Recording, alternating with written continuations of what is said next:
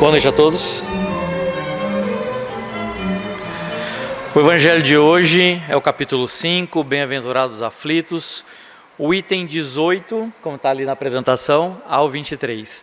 Primeiramente, queria agradecer a minha irmã e amiga Jacimone por ter cedido um momento para mim aqui, para fazer a palestra. Obrigado, Jaci. Bom, a oportunidade de hoje nos traz a reflexão sobre o tema muito importante para todos nós, que é as aflições. Por que o Evangelho segundo o Espiritismo traz para todos nós a leitura, o capítulo maior, as maiores leituras?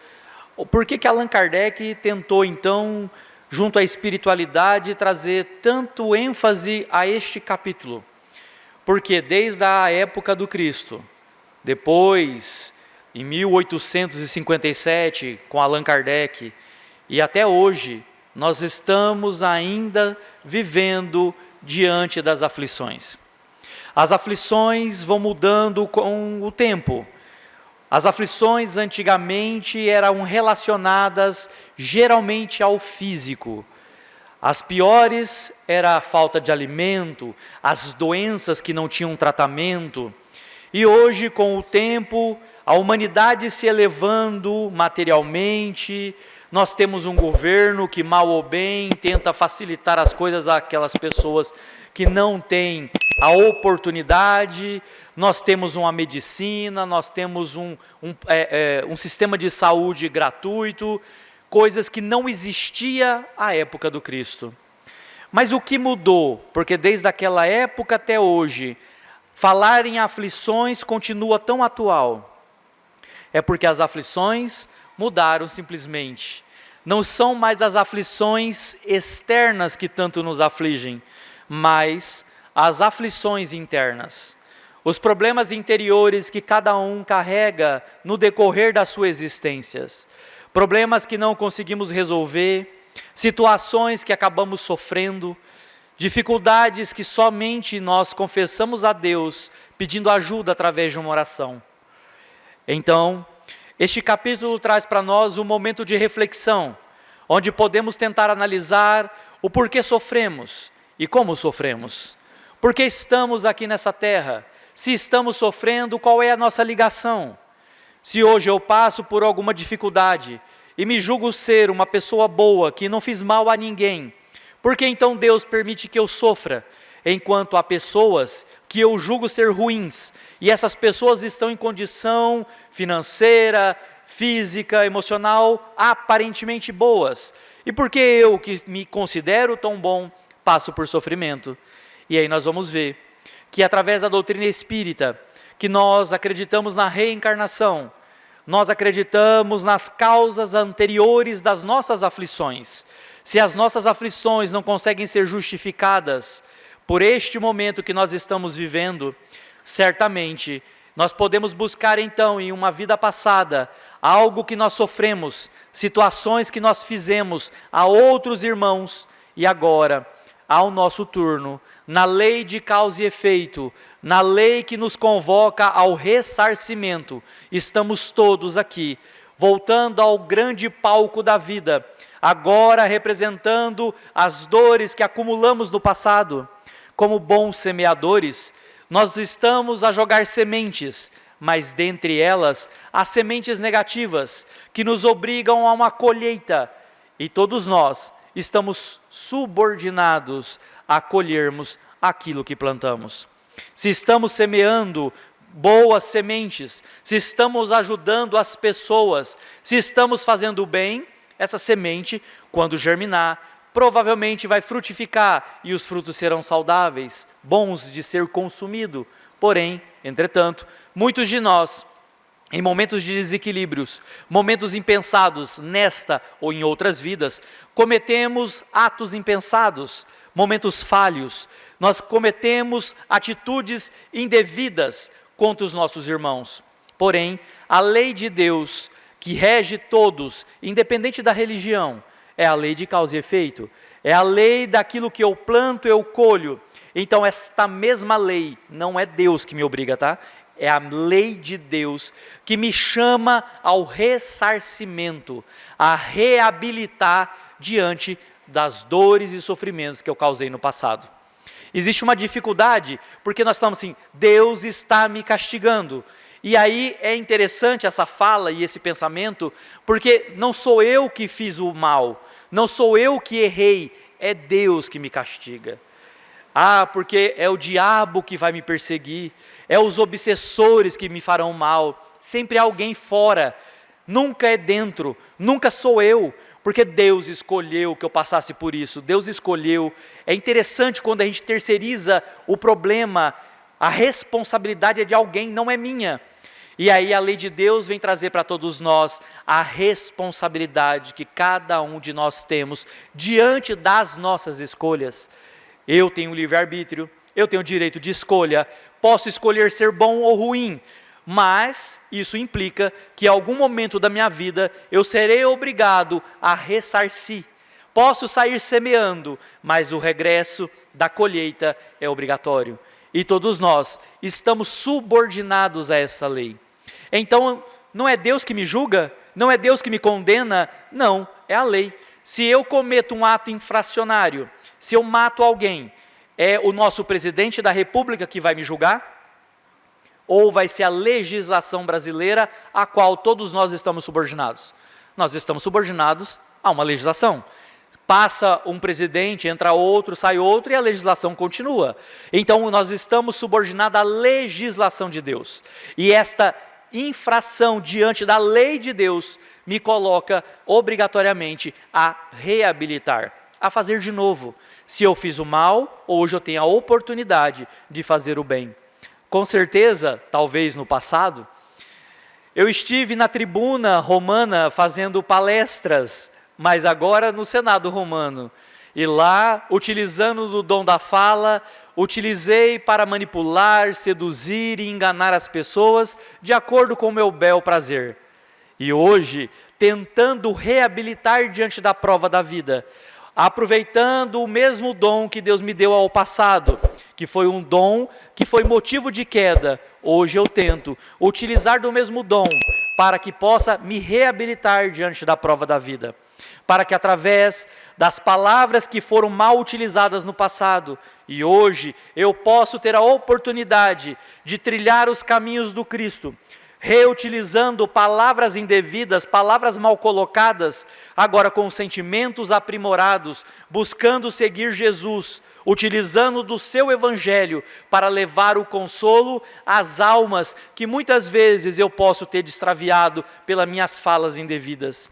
E hoje, através da fala, buscando o Evangelho do Senhor Jesus Cristo, emocionar corações, para que não derrame mais as lágrimas de dor e sofrimento que outrora eu possa ter causado, mas hoje, que possa manipular, levar as emoções aos sentimentos mais íntimos dos seres, para que a gente possa se emocionar com as histórias de Jesus. E todos nós estamos aqui para isso, para reabilitar diante da prova da vida. Se eu utilizei mal um dos dons, dos talentos que Deus me deu no passado, hoje eu sou chamado a utilizar desses mesmos dons, seja na vida material, seja na vida religiosa, trabalhar para os outros, fazer o bem, secar as lágrimas que derramamos no passado. Hoje nós estamos passando por dificuldades e todos nós as temos. Não vamos pensar que só eu sofro. Quando nós sentamos para conversar e nós falamos das nossas dificuldades, parece que a gente tem o prazer de falar que nós somos sofredores. Parece que nós queremos contar para os outros para que as pessoas tenham pena da gente. E nós temos que tentar começar a modificar a nossa sintonia, modificar a escolha da nossa conversação. Se eu estou hoje passando por dificuldades, eu vou confessar, entrar para o confessionário interior chamado coração, lembrar-me de Jesus através da oração e pedir a Ele que possa ter piedade das minhas dores e das minhas dificuldades, que muitas vezes não sei por que sofro, não sei o que aconteceu, não sei o que eu fiz, mas independente se eu estou passando, é porque Deus, de algum modo, quer que eu aprenda uma lição diante da prova da vida. Existem os tormentos voluntários, que muitas pessoas vão buscar o sofrimento. E tem coisas que nós não buscamos, que independe da nossa vontade, e mesmo assim nós estamos passando por dificuldades. Mas entenda que toda transformação vem através das dificuldades. Nós chegamos num grau de evolução tecnológica, nós estamos vendo hoje a guerra na Ucrânia, por exemplo. Com certeza, infelizmente, pela inferioridade dos seres humanos, ainda há guerra. Mas, com certeza, a tecnologia que está sendo aprimorada para matar também será utilizada no futuro para salvar vidas. Então, tudo está num processo, e nós estamos nesse processo evolutivo, ainda lento materialmente, ainda lento espiritualmente, mas estamos buscando a melhora. Constantemente Deus nos dá dificuldades, porque as dificuldades nos tiram da zona de conforto. Quem que gosta de passar por dificuldade? A gente geralmente gosta de fazer as mesmas coisas todos os dias. Mas aí vem uma situação e te convida a mudar de emprego, mudar de posição, mudar a vida, mudar de casa, de cidade, e isso traz incômodo, e tudo aquilo que te coloca para mudança não é confortável, porque nós acomodamos. Mas Jesus sabe o que é importante para todos nós, e Ele muitas vezes trará através da irmandor, da dificuldade, de um problema, o processo pedagógico que vai me ensinar a trabalhar, a crescer, a ser uma pessoa mais forte. Vamos lembrar da questão de saúde? Quando a gente pega uma doença respiratória, uma gripe que seja, nós não pegamos mais aquela cepa viral, porque eu já criei imunidade permanente àquele vírus, e eu estou mais resistente para enfrentar novos vírus. Se eu fosse colocado em uma bolha e eu não tivesse contato com o meio externo, não tivesse contato com bactérias, vírus, fungos, eu não desenvolveria o meu sistema imunológico. Então, aos 20 anos eu sou colocado ao meio externo. A primeira infecção que tiver me matará, porque eu não tive o desenvolvimento da minha imunidade, porque as dificuldades, as doenças que não nos matam vão nos tornando pessoas mais resistentes, mais fortes. A mesma coisa são as dores e as dificuldades, os processos, porque tem pessoas que falam assim, nossa, mas vocês acreditam que a dor então é importante? Então é uma teoria masoquista? E nós vamos ver o Espírito Amigo, no Evangelho segundo o Espiritismo, no capítulo 7, no versículo 9, intitulado A Paciência. E ela fala, a dor é uma bênção que Deus envia aos seus eleitos. E eu, quando lia isso, sempre me revoltava. Eu falava, como pode Deus mandar aos eleitos a dor? Porque, na verdade, entenda como a dor, como simplesmente uma irmã que nos convida a sair do local onde nós estamos estagnados, que muitas vezes nós estamos parados ali, sem querer movimentar, e vem algo e nos obriga a movimentar na vida.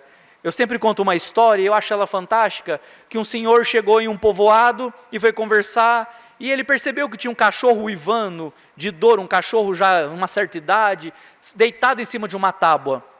E ele conversava com o dono do cachorro, e o cachorro não parava de chorar. E ele pegou e falou assim, mas o que acontece com o seu cachorro? Ele falou, não é nada não. É porque ele já é um cachorro idoso, já está uma certa idade, e ele está deitado numa tábua que tem um prego. E o prego está cutucando ele, está doendo. Aí o senhor pergunta, mas por que ele não levanta? Aí o dono do cachorro responde, porque ainda não doeu o suficiente. Porque a hora que doeu o suficiente, ele vai levantar. E muitas vezes nós estamos descontentes com um monte de coisa na nossa vida, mas estamos sentados numa tábua que tem um prego que nos incomoda, que nos traz dor, mas não estamos dispostos a modificar ainda, a mudar a conduta, a mudar o costume, porque assim, eu vi uma frase estoica que eu achei muito bonita, que todos gostariam de ser um leão, mas a grande maioria se comporta como gato, e o gato que quer se tornar leão, tem que mudar o seu hábito alimentar, ele não poderia mais se alimentar de ratos.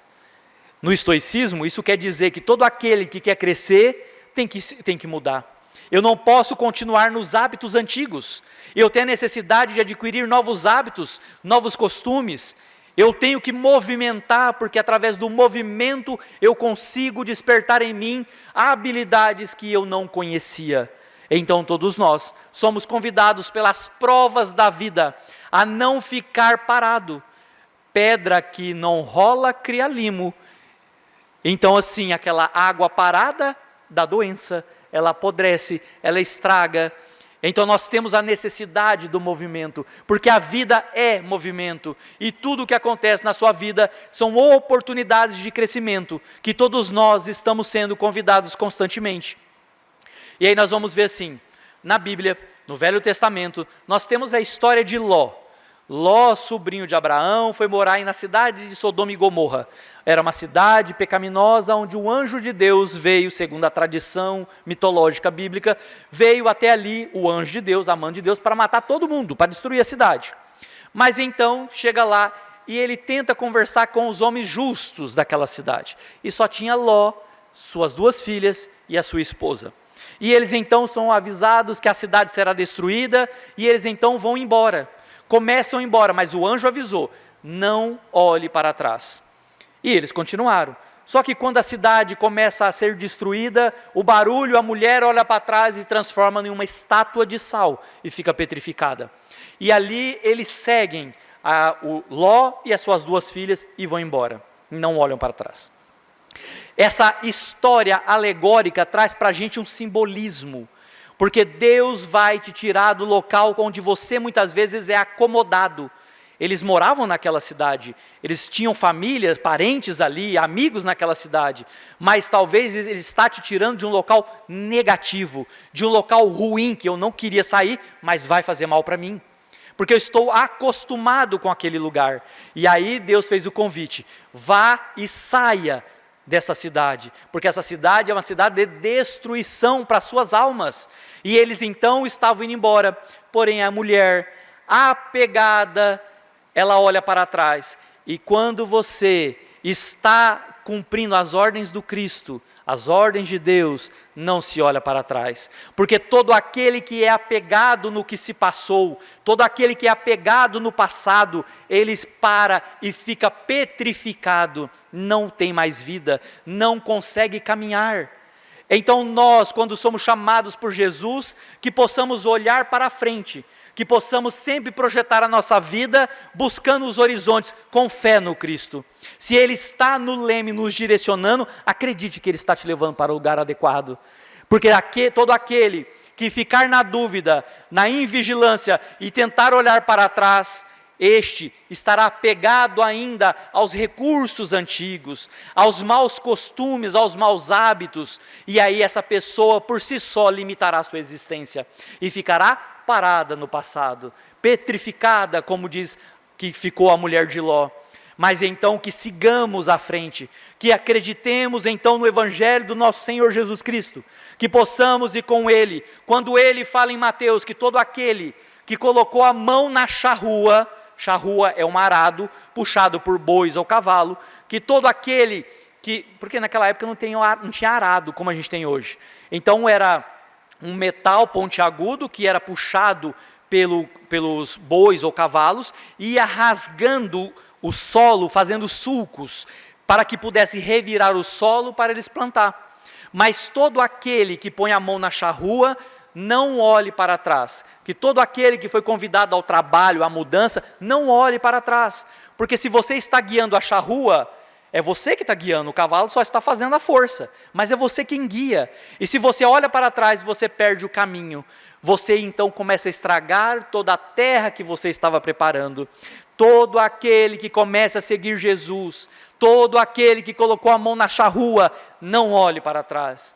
Deixe o que você foi, não tem problemas o que você fez de errado no passado, porque agora o convite é da nova vida, é de reabilitar diante das provas da vida, porque você não consegue voltar para modificar o passado, mas você consegue totalmente, como Senhor do seu futuro, modificar as suas novas escolhas, as suas novas existências daqui para frente. Porque hoje eu estou, como todos vocês, estamos escrevendo a nossa próxima reencarnação. Ah, como será a minha próxima reencarnação? Onde que será? Hoje você está escrevendo ela, porque as suas escolhas de hoje impactarão o seu futuro. Então está nas nossas mãos, as nossas escolhas. Deus não criou um destino imutável para todos nós. Esse destino não existe da forma que as pessoas acreditam. Todos nós estamos aqui com uma organização, um objetivo que foi traçado no departamento reencarnatório pela espiritualidade. mas estamos aqui com o livre-arbítrio em nossas mãos, que possamos mudar as nossas escolhas. Nós podemos alternar as situações através de boas escolhas, de bons atos, da caridade, do bem que nós podemos fazer aos outros. Nós não viemos aqui para sofrer, mas todo aquele que se prostra preso ao passado, a irmã dor vai nos convidar a sair do lugar. Que todos aqueles que estamos aqui, fomos convidados a seguir Jesus, e buscar nele, nas suas palavras, o alento necessário para sermos pessoas melhores a cada dia. Mas nós temos que entender que aquele que se acomodar, que aquele que quiser ficar apegado ao passado, olhando para trás, ele será convidado pela irmã dor a mudar, a movimentar, para que não possamos perder a nossa encarnação. E aí eu vou lembrar de uma passagem onde Jesus tinha sido condenado por Pôncio Pilatos, e as ruelas de Jerusalém, estreitas, de pedras, Jesus estava sem dormir, sem comer. Jesus passou a madrugadas sendo levado para Caifás, para Anás, para Herodes Antipas, foi a Pilatos, foi surrado, humilharam, chicotearam ele com fragum. Fragum é um chicote romano com pontas de metal, com várias pontas, e cada vez que aquele chicote bate, ele abre fendas na carne humana, porque a intenção desse açoite antes da crucificação é debilitar a pessoa para que morra rápido na hora da crucifixão. Então Jesus tinha sofrido. Deram para ele uma cruz. Há teólogos que vai falar que era só a trave, outros vão falar que era a cruz como nós conhecemos. Entregaram então nas costas de Jesus e mandaram ele fazer um caminho do pretório onde Pilatos estava até o Monte Gólgota, fora dos muros de Jerusalém. E Jesus então, debilitado, cansado, sofrido, começa então a arrastar aquela cruz constantemente. Mas eis que o peso da cruz, a perda de sangue, a dor, porque imagina suas costas todas abertas em chagas, e você pega o madeiro tosco e ainda coloca em cima das costas, e essa madeira esfolando nos seus ferimentos e você tendo que carregar por aproximadamente 500 metros.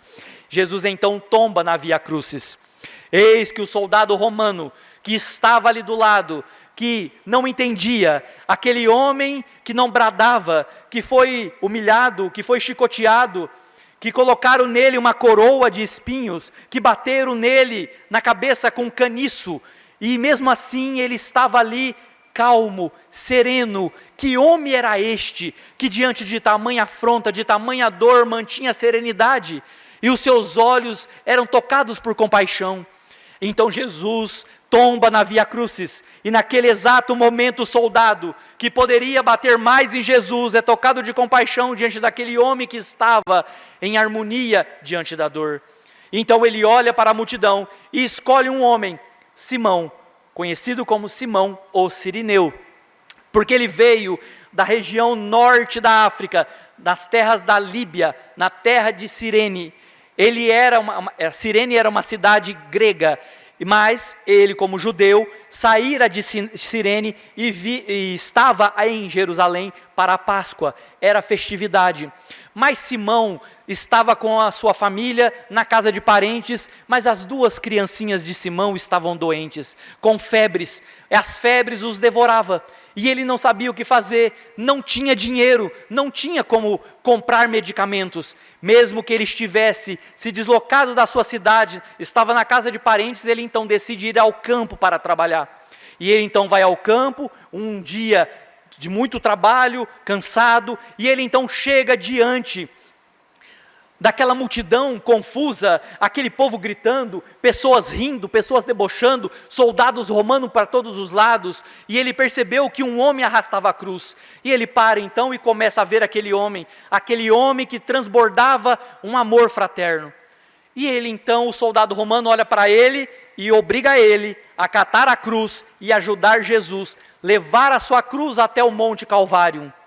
Mas isso era a pior humilhação que poderia ter, porque o crucificado, na cultura judaica e romana, era o pior dos piores.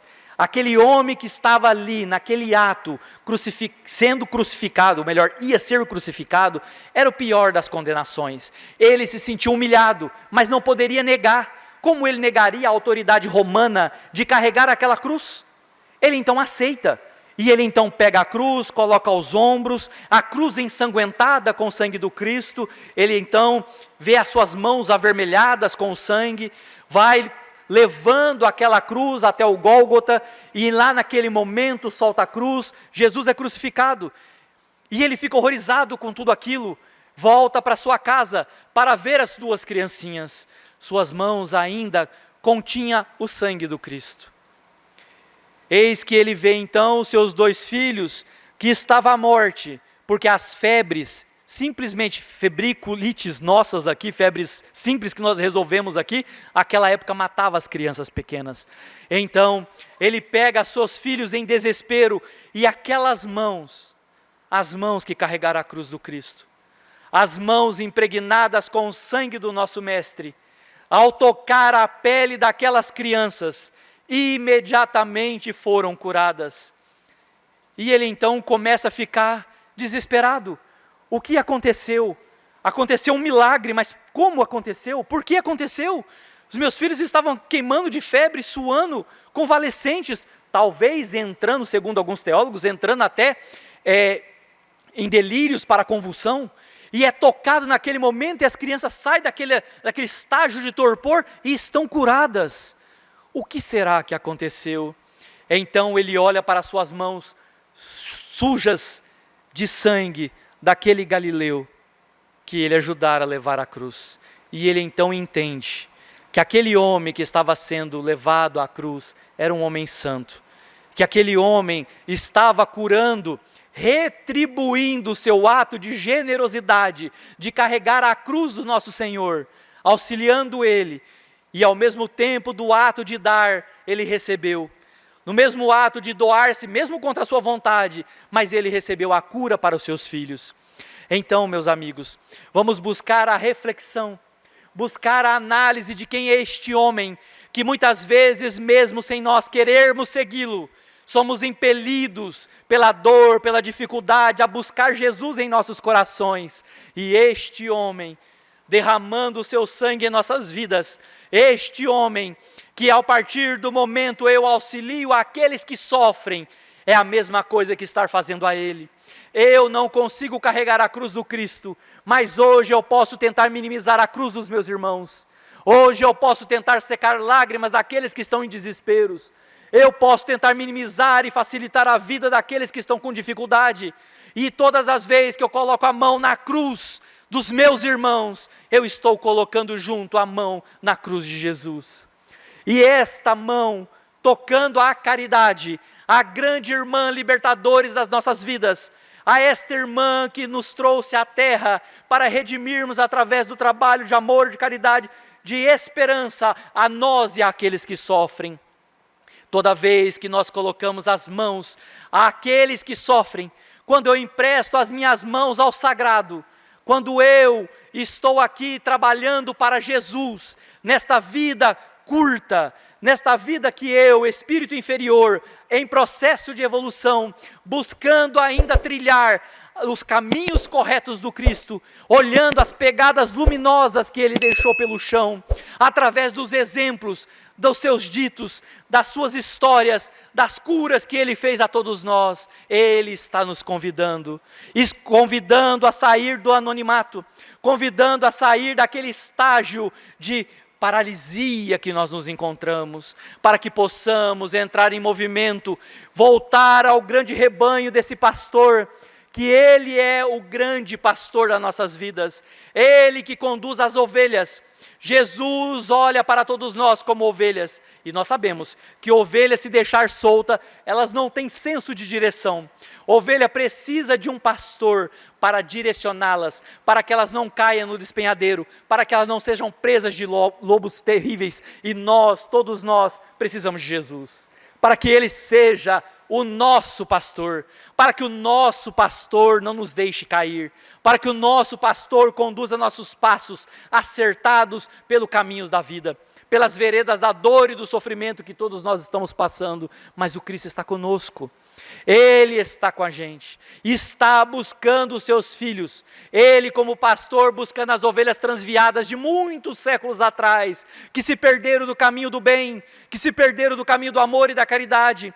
Jesus então regressa a todos nós, a convidar as suas ovelhas: vinde a mim, todos vós que estão aflitos e sobrecarregados.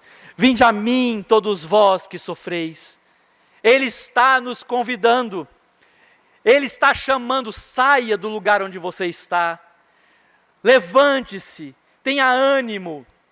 Ele usa o verbo no imperativo: levante-se, venha, vinde a mim. É um convite para que todos nós possamos entrar no reino dos céus junto com Ele. Então saia do local da dor, saia do seu sofrimento, vinde, vá até Ele. Entenda que precisa haver movimento, eu preciso me movimentar, a atitude de me levantar com fé, na oração, eu buscar a energia necessária para levantar e ir até Ele, porque Ele está me convidando. Ele está chamando a todos aqueles: vinde a mim. Quem? Vinde a mim quem? Todos. Ele não está chamando os homens ou as mulheres, os brancos, os negros. Ele não está diferenciando se é rico, se é pobre. Ele não está simplesmente diferenciando. Ele está chamando a todos. Vinde a mim todos vós que sofreis. E quem de nós não tem um sofrimento? Se nós conseguimos lidar com o nosso, com certeza nós sofremos por alguém que nós amamos. Então vamos a Ele, porque o convite foi jogado.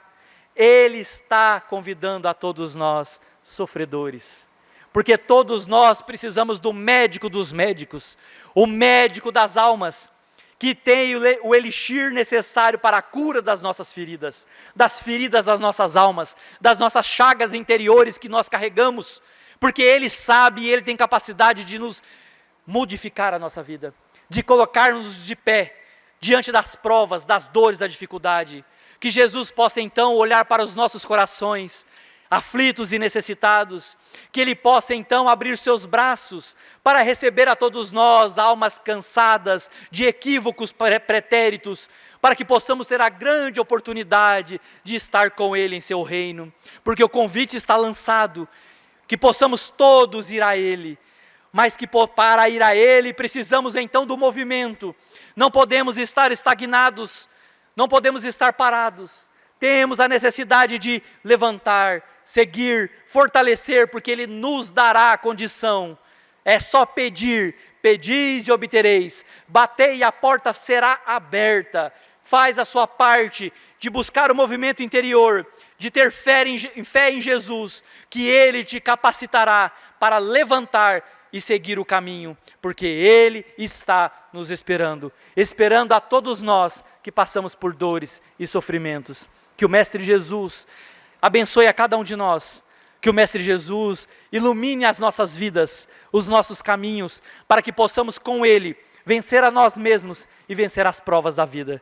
Que o Mestre esteja conosco, hoje, agora e sempre, que assim seja.